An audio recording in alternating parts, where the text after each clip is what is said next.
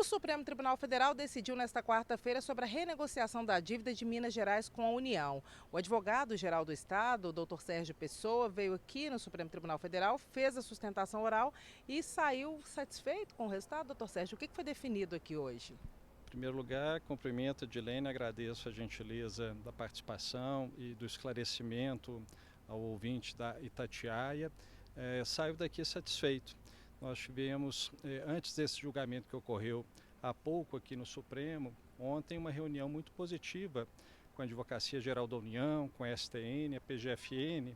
nesse diálogo que vem ocorrendo já há bastante tempo, nessa gestão do governador Romeu Zema, desde 2019, e desde esse momento o governador Romeu Zema orientando sua equipe, a Advocacia Geral, pela construção de caminhos para a regularidade fiscal do Estado. Essa conversa, então, de ontem com a equipe do governo federal permitiu a construção de uma petição conjunta que levará a uma solução para o futuro da regularidade fiscal de Minas Gerais. E hoje aqui no Supremo, o que nós tivemos foi o referendo de duas medidas cautelares do ministro Nunes Marques, que asseguraram ao Estado a possibilidade de se manter enquadrado no regime de recuperação fiscal, ao qual o Estado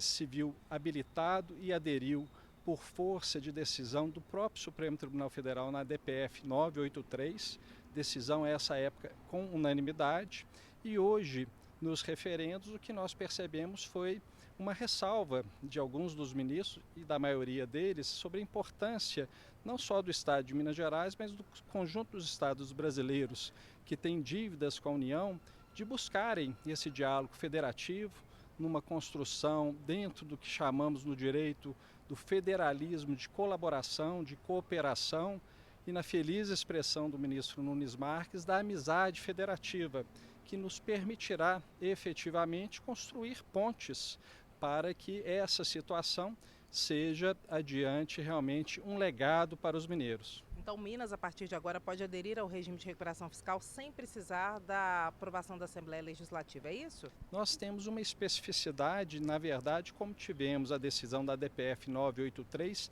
Minas já está no regime de recuperação fiscal, mas há requisitos, esses requisitos são impostos pela legislação federal do regime de recuperação fiscal, que determinam esse pronunciamento do legislativo local, da Assembleia Legislativa de Minas Gerais. Na verdade, nós temos feito esse diálogo, a Assembleia tem sido, nesse momento, parceira do Poder Executivo Mineiro, porque está dialogando com o governador e sua equipe, mas, sobretudo, com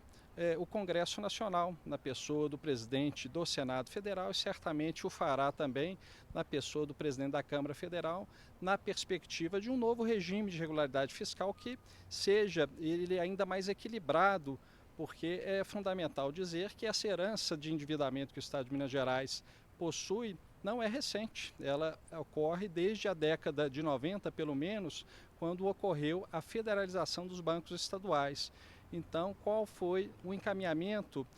que Minas Gerais optou? Optou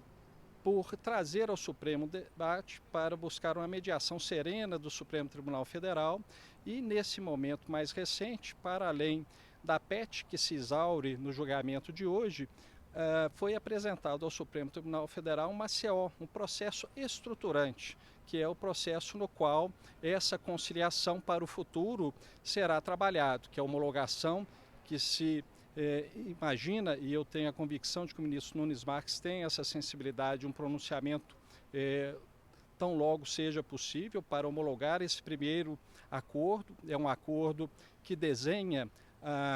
pagamentos pelo Estado de Minas Gerais no marco legal existente hoje, que é a lei do regime de recuperação fiscal, mas que propiciará conciliação e o tempo necessário no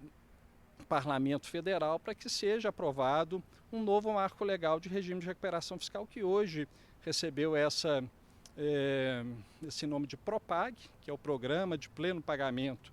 dos Estados, que aparentemente, pelo que se aprovou até o momento no Senado Federal, se apresenta, do ponto de vista econômico e financeiro para o Estado, mais adequado. Porque, como eu dizia, o Estado, além do compromisso com a União, do pagamento da sua dívida, tem compromisso com as políticas públicas de saúde, educação, segurança,